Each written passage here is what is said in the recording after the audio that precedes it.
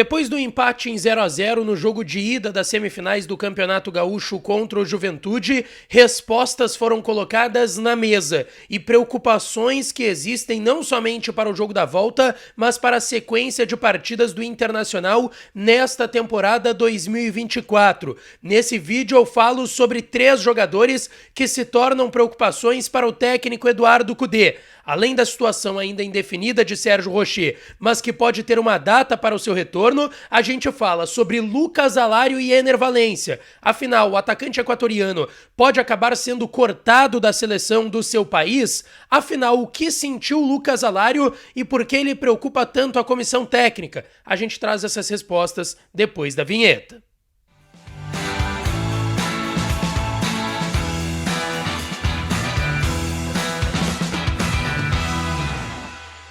Fala, minha rapaziada, sejam bem-vindos a mais um vídeo aqui no canal Lucas Dias Repórter, e nesse conteúdo tudo que você precisa saber sobre a condição de 3 jogadores, 2 deles hoje titulares do Internacional, e por que eles preocupam o técnico Eduardo Cudê e a sua comissão técnica. Antes, não te esquece, deixa o like nesse vídeo, te inscreve no canal, ativa as notificações por aqui, e é claro que esse conteúdo e todos os outros têm o apoio de KTO.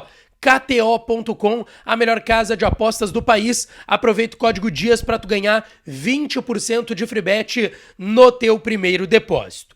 Gente, eu quero falar aqui da situação de Rocher, Alário e Éner Valencia. 3 situações que talvez não estejam ganhando a visibilidade que é necessária. E são situações que preocupam, claro, a quem está nos acompanhando, o torcedor do Internacional, mas também ao técnico Eduardo Cudê, que entrou nesses temas ontem após o empate em 0-0 contra o Juventude, lá em Caxias do Sul, no Alfredo Jaconi. Inclusive, eu trouxe uma repercussão de tudo que foi falado pelo presidente Alessandro Barcelos, pelo Eduardo Cudê, o caso de injúria racial, no último vídeo aqui no canal, recomendo que vocês assistam depois.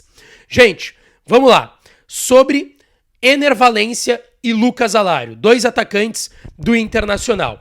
O Alário foi uma surpresa saber que ele havia sentido algo. O Inter está de folga nesta segunda-feira, amanhã, terça-feira, também está de folga e a reapresentação está marcada para quarta-feira à tarde no CT Parque Gigante.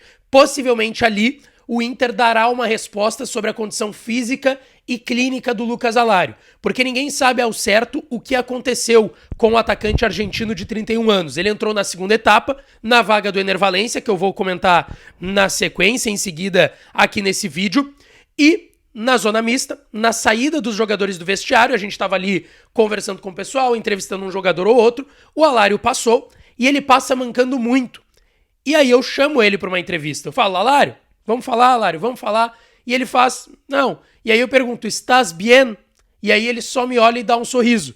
E segue andando em direção ao ônibus. Ele tava mancando muito, tá? O Lucas Alário, mas não dá pra ter nenhum tipo de certeza do que sentiu o Lucas Alário e em que momento do segundo tempo em que ele entrou na vaga do Éner Valencia, ele acabou sentindo. Ele vai ser reavaliado na reapresentação de quarta-feira no CT Parque Gigante. Agora, sobre o Éner Valencia, é aquele mesmo tornozelo direito. Ele já havia sentido no primeiro tempo.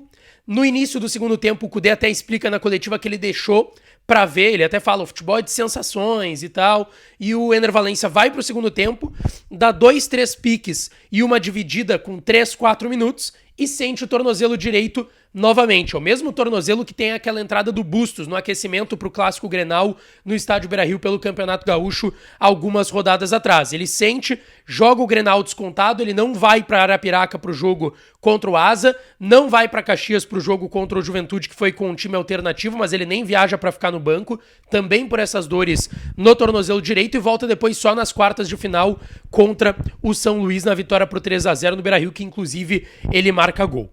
Gente, existe a chance do Éner Valencia ser cortado da seleção equatoriana?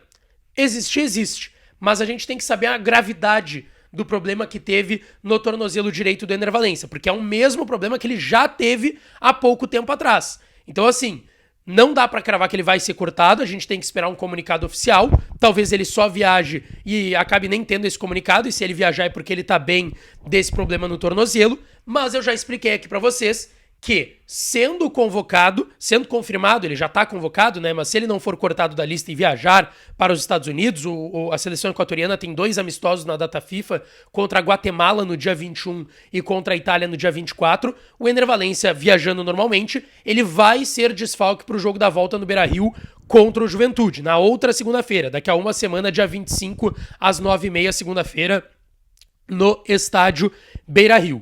Eu perguntei para pessoas do Inter, tanto na concentração, na chegada do Inter no sábado em Caxias, mas também perguntei pro Kudê ontem na coletiva e ele disse que até o momento nada. Sobre ter pedido o Internacional desconvocação, o Inter me garantiu que não pediu.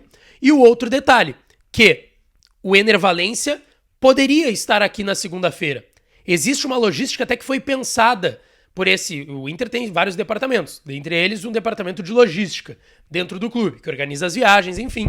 E foi sim pedido, vê qual que seria a chance do Ener estar aqui segunda-feira para jogar contra o Juventude. Foi visto, ele poderia chegar no início da tarde de segunda-feira, saindo dos Estados Unidos à noite, passaria a madrugada viajando, e o Inter viu essa possibilidade, mas não pediu para o jogador e nem deve fazer esse movimento. Isso me foi garantido por uma pessoa importante do Internacional. Lucas, a gente não vai fazer um movimento para o Ener Valencia estar aqui segunda para não desgastar o jogador.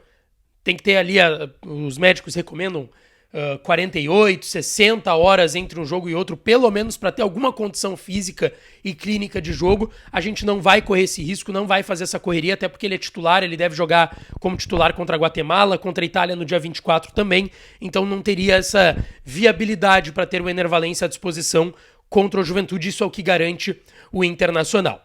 E a última situação é a do goleiro Sérgio Rocher, que ontem mais uma vez o Kudê foi questionado se o Rocher está pronto, se ele vai poder voltar no jogo de volta daqui a uma semana. O Inter está comemorando muito o fato de ter aí essa semana inteira de descanso nesses 2 dias e depois de só trabalhos até o jogo de segunda-feira.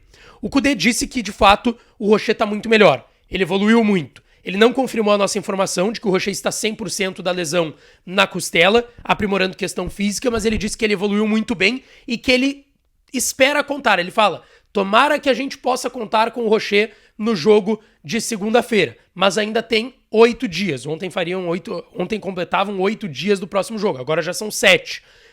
O que eu trago para vocês: o Rocher tem trabalhado em 2 turnos, muitas vezes no CT Parque Gigante, aprimorando essa parte física. Ele está recuperado da lesão na costela. Agora ele está fazendo trabalhos de impacto para suportar isso e também aprimorando questão física, porque ele não conseguiu jogar ainda. Ele não joga desde o mês de dezembro, lá no dia 6, 7 de dezembro, a última rodada do Brasileirão do Internacional, aquela vitória contra o Botafogo no Beira-Rio. Ele não jogou nessa temporada. Vai precisar aprimorar essa questão física também o Sérgio Rocher. Não dá pra cravar que ele volta segunda e nem que ele não vai voltar segunda. Mas o Inter, sim, é uma informação extraoficial, trabalha para ter o Rocher pelo menos em uma eventual final de Campeonato Gaúcho. Gente, pra fechar o vídeo, tá? Eu não consegui falar isso ontem, no vídeo de ontem à noite, mas vocês já sabem, a gente perdeu a imprensa, a crônica esportiva, o torcedor da dupla de outros clubes do Rio Grande do Sul, do Brasil e do mundo, perderam um dos seus maiores narradores e referências, o Marco Antônio Pereira, faleceu na madrugada aí de sábado para domingo. A gente foi pego de surpresa chegando no Alfredo Jaconi ontem. Eu tive uma relação não tão próxima como muita gente do Marcão, mas trabalhei com o Marco Antônio Pereira na sua reta final de Bandeirantes, fiz jornadas com ele, convivi, apito final, enfim, e obviamente é uma perda para todos muito forte, muito triste. Então fica meu abraço aqui, eu me manifestei em outros lugares, ainda não tinha me manifestado aqui no canal. Deixo meu abraço pro Henrique, filho do Marcão, Henrique Pereira, da Masper TV, Rádio Grenal, enfim. O Henrique, que é um cara do nosso convívio do dia a dia, um grande cara também, e que o Marcão vá em paz, cara, que ele descanse. Ele é um cara de uma longa trajetória e profissional espetacular, mas também é um ser humano espetacular, autêntico, de bordões, brincadeiras, um cara do dia a dia que muitas vezes era explosivo, muitas vezes um cara que de fibra assim mesmo, mas que era um cara de um coração mole e enorme, um cara fofo, do bem. E fica aqui minha pequena homenagem perto de tudo que merece o Marco Antônio Pereira, tá certo? Então fica esse meu abraço e esse registro também. Gente, não esquece, deixa teu like no vídeo, te inscreve no canal, ativa as notificações pra aqui, que eu volto à noite com o sorteio do Internacional na Sul-Americana e a gente vai falar muito do Colorado também, tá certo?